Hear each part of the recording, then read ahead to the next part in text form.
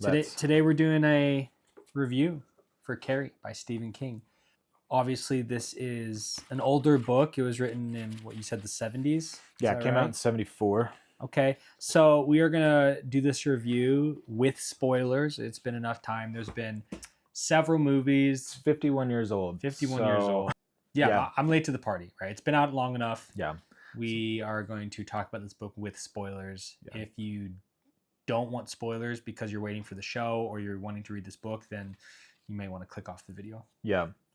Spoilers are probably just going to be in and out. Like I am not, my brain is not organized enough to do half the video non-spoilers and the rest of the video not. Absolutely. So we're just going to talk about this as chaotically as we want. Yeah. So last warning, 3, 2, 1. What I'm curious what your thoughts about it, because this is my second time through. Right, and this is also the first video in our Stephen King series that we're going to have just throughout however long, throughout forever, hopefully. Yeah, basically. He's a veteran Stephen King fan. He's read a lot of books. How many? Out of like the 80 or whatever. I just finished Christine yesterday. Okay. And so I have read 41 of his books. It's a lot. Yeah. And this is my very first one. The only thing by Stephen King I had read before this was The Life of Chuck. I'm a teacher. And this book has to do with bullying. A lot of bullying that happens in this girl's life, right? She's not the most beautiful, right? She's not the most intelligent. She's definitely not popular. And she is just relentlessly bullied by her peers in the really most twisted, messed up ways. I mean, when she has her first, the book starts with her having her first period. At like 16 years old. At 16, which is so abnormal, but due to her really radical Christian upbringing, she had never been taught what a period was. And so when this happened to her, she like thought she was dying, and these girls in the locker room were just relentless and throwing tampons at her and just bullying her, and it like made me sick to my stomach. Yeah. And that was just like one of the things that happened, right? And so I think this book hit so strongly with me and so profoundly because I am a teacher and I witness I witness just bullies all the time in high school that just don't realize that these kids have stuff going on in their lives that they're not aware of, that they are humans too. And teenagers are just dumb and inconsiderate. Yeah, they're assholes, man. Yeah. And Stephen King really nailed that aspect of it. Yeah. These teenagers, these characters felt very authentic, very real. So yeah, very well done. Something that I've always loved about Stephen King ever since I started reading him, and my first Stephen King book was Pet Sematary, is how well he understands humanity. I don't know of any author that I've read other than Stephen King that gets into the minds of his characters as well as he does, and just understands them through and through. And it feels intuitive, and I think it is, just based off of like interviews that I've watched of him and how he talks about how he writes and things like that. Like he is like the master pantser writer. Yeah. I noticed that his writing style, at least in this book, I have nothing to compare it to, so you'll have to let me know if this is consistent across all his others. But in this book, he seemed to write, when in a character's head, an almost stream of conscious writing. The character would be speaking and then doing, and then their thought would be interrupted with like some other internal dialogue, and then it would like resume again. It very much felt like in the parentheses, right? Yeah, in the parentheses. Good. I want to talk about that. It very much felt the way a human thinks. Yes. Like it didn't read like a traditional novel. It read like what it feels like to think as a human. Yes. That's what it felt like. Oh my God, yeah. That is one of my favorite things about Stephen King. He stopped doing it.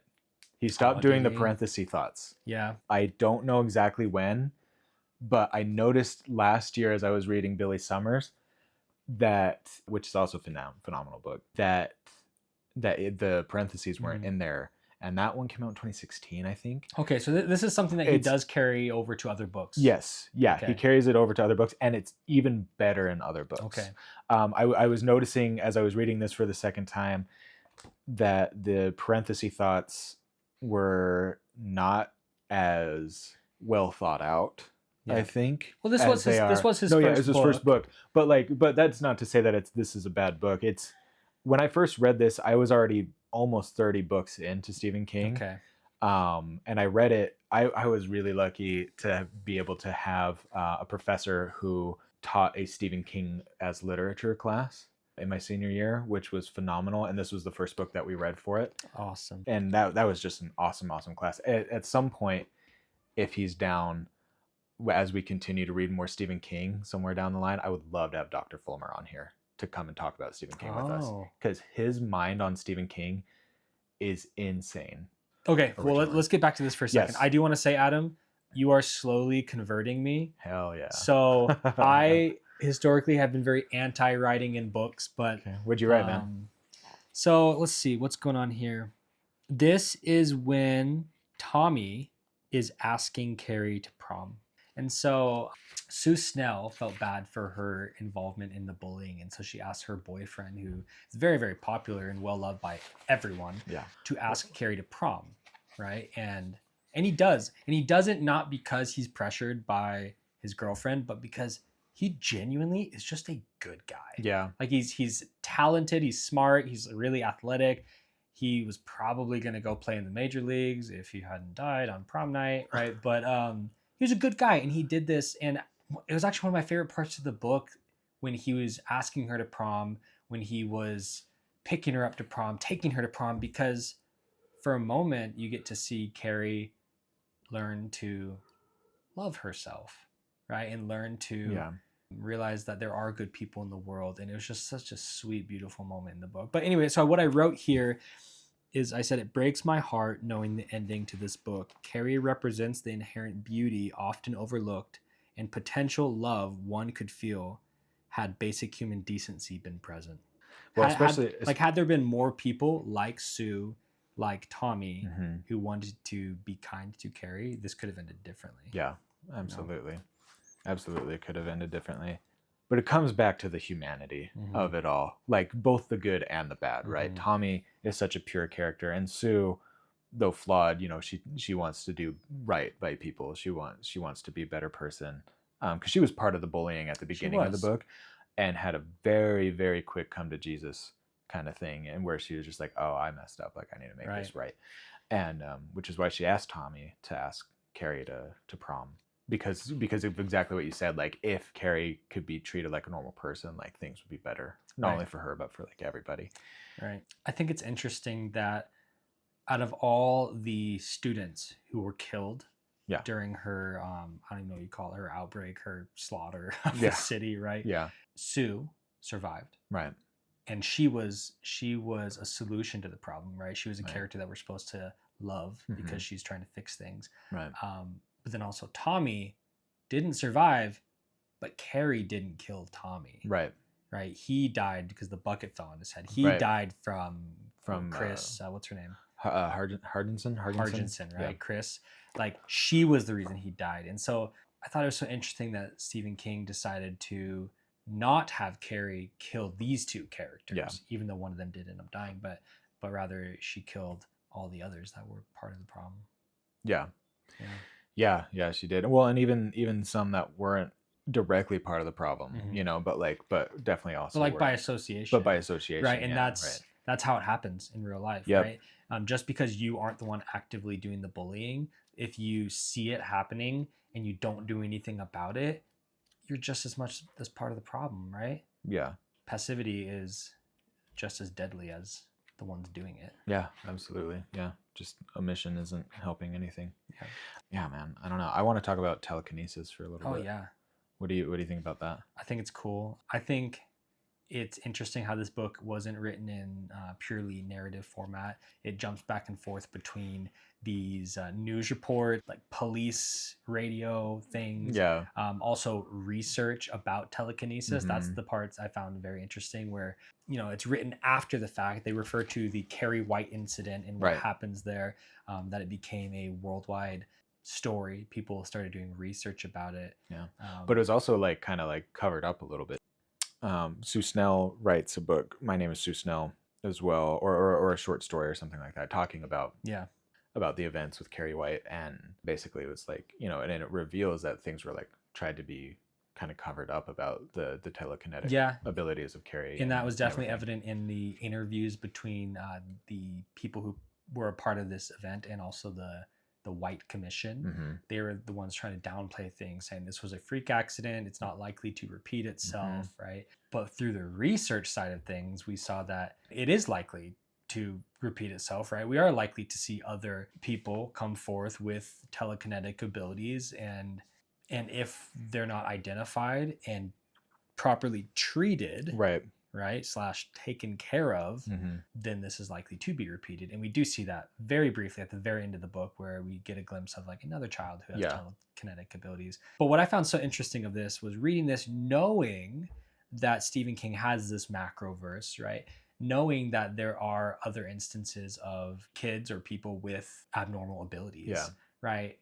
I don't really know as much as you, but I'm just curious to see how the event with Carrie in this world affected the public perception of kids with abilities, kids with telekinesis or other abilities. Carrie's telekinesis has some telepathy as well. That was something I was surprised about. Like in the movie, it doesn't really get into the telepathy side of things, but that was actually something in the book that I found very powerful, was especially when Sue Snell found her at the end of the book, right? They communicated very intimately through their thoughts, right?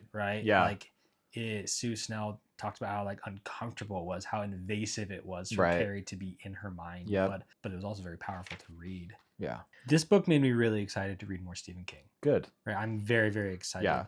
I also think it just has a lot of really important like social and religious commentary in this book. Her mom is psychotic. Right, she is a religious fanatic to the most extreme. To the most zealous extreme. It by no means is it representative of Christianity as a whole. Right.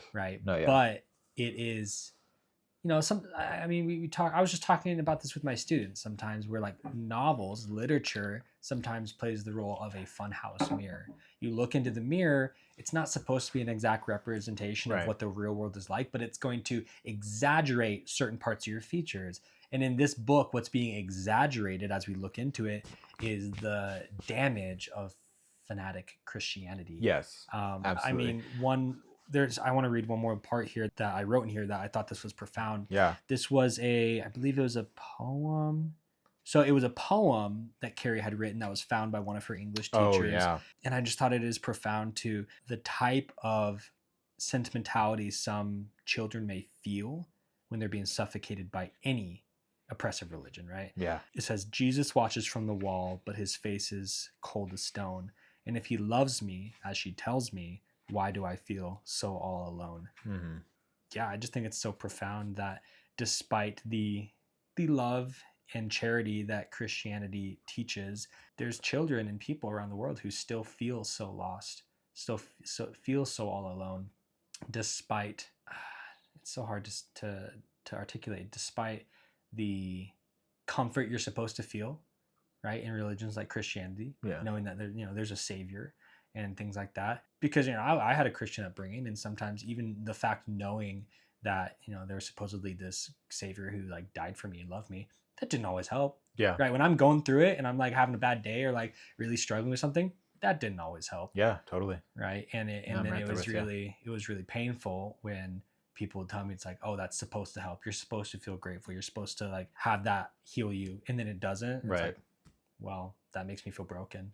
So anyway, and that's not to say, like, I still have lots of Christian friends and family members, and I'm definitely not trying to rail on Christianity at all. But I think that this just really displays the damage extreme religion can do to anyone. Absolutely. Any religion, right? Absolutely. 100%. And I think I could be wrong about this, but I am pretty sure Stephen King is Catholic.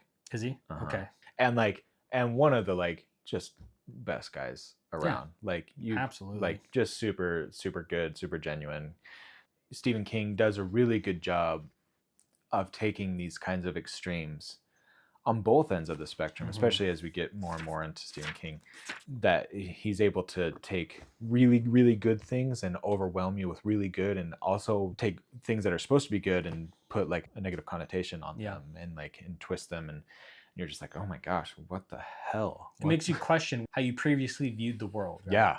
Yeah. Like he takes common assumptions of the world and just twists them a little bit. Yeah. There's one more last thing I want to talk about specifically, and that is the theme of blood throughout the entire book. Starts with blood, it ends with blood. Starts with blood, ends with blood. Like, right? So like it starts with menstrual blood and ends with menstrual blood, with Carrie's period, and then Sue Snell being late for her period. I see. I was like, where are you going? I was like, it was pig's blood, but no, you're referring to Sue Snell. Right. Well, yeah, pig's blood, and then Sue was like a week late of her period, and then at the very end she felt the slow course of dark menstrual blood run down her thighs, and I thought that was interesting. And a thought that I have had about that is, because she was late, what if it was a miscarriage? Just because of all the stress and everything that was going on. Because either way, it's like it could be easily mistaken for menstrual blood that early on in pregnancy. Yeah. It's true. But yeah, and then there's also other instances of blood. Like, oh yeah. So we got the menstrual blood at the beginning and end. We got obviously the pig's blood that was dumped at her. Yeah. But if I recall correctly, earlier that evening, still at prom, didn't she cut her finger or something? There was a moment where she cut her finger. There was a little amount of blood, and it was a foreshadowing to the greater amount of blood that would. Yes, it said blood 3 times in 2 short paragraphs. Did it? I noticed that. If you find it, let me know what page it's on. Yeah, something that Stephen King does that impresses me is how much he can put the same word in close succession without it being annoying and without you even noticing. Yeah, you're right. I mean, typically a rule of thumb in writing is don't be redundant. You don't want to be redundant or repetitive, especially in the same sentence or same paragraph. You want to really diversify your vocabulary. But you're right. It's not something I even noticed with him. Right.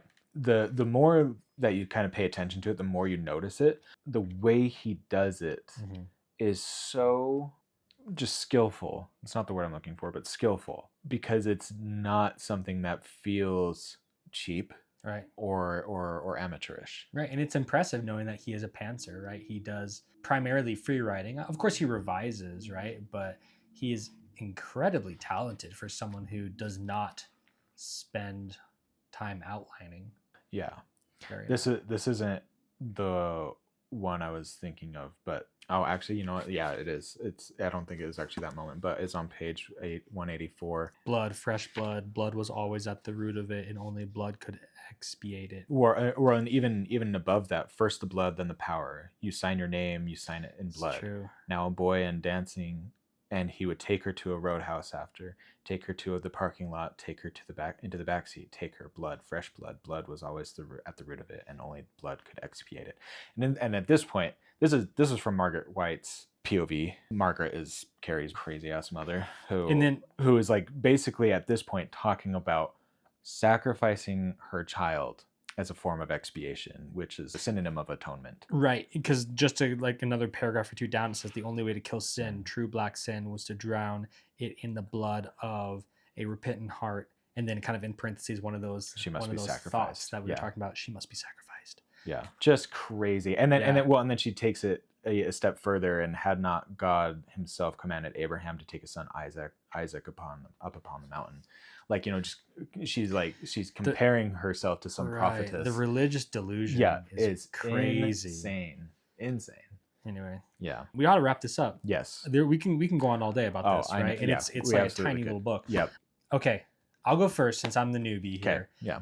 This book was not perfect, right? There are certain things that I personally, was maybe not used to, such as the format of jumping between newspaper clippings, research articles, the narration, and things like that. I think it was well done, but I personally like traditional narration better. Yeah. That being said, I would still give this an oh yeah out of 5. Oh yeah? And I think because thematically it landed with me. Yeah. Right. The prose was fine. It wasn't my favorite, and it wasn't something I traditionally like. But thematically, this book hit hard. And I think for me, 5 out of 5 stars. Oh yeah, out of 5. Yeah. All right. Well, that's impressive, man. Yeah, I mean, it's it really has made me excited to read more Stephen King. And I think years from now, this is going to be a book that is just so nostalgic for me. Yeah. Because it was really quite a fun experience to read. Awesome, man. Yeah. Yeah. Because of how much Stephen King I've read, I've given this a lot of thought. It is a phenomenal book, and I'm like right between a 3 or a 4. Okay. Just because like I had read it after reading so many other books, and I didn't expect much of it because it was his first published novel. Just because generally speaking, your debut novel is just not going to be as good as the rest. But like I was genuinely impressed with this one when I first read it. So I think personally I'd give it a 4. But I think for the sake of Book Daddies, we could give it a 5 on our rating. Okay. Yeah. Cool. That's fun. And I think that's really encouraging to hear, knowing that like other Stephen King stuff, like it only goes up from here. Right. Right. So if I liked this, I'm going to like his other stuff. Yeah. Awesome. Oh yeah.